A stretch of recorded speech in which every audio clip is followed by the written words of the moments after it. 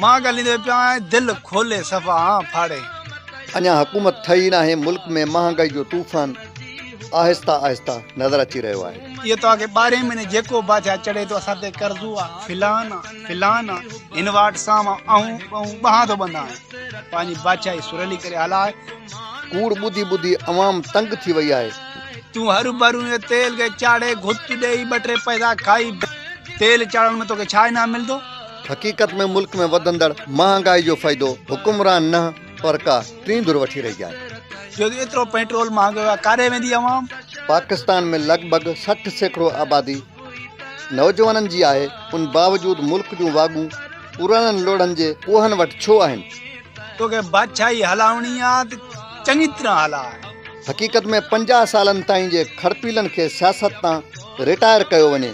25 खां 40 सालनि ताईं जा नौजवान चूंड विड़ी हुकूमत ठाहे मुल्क हलाइनि।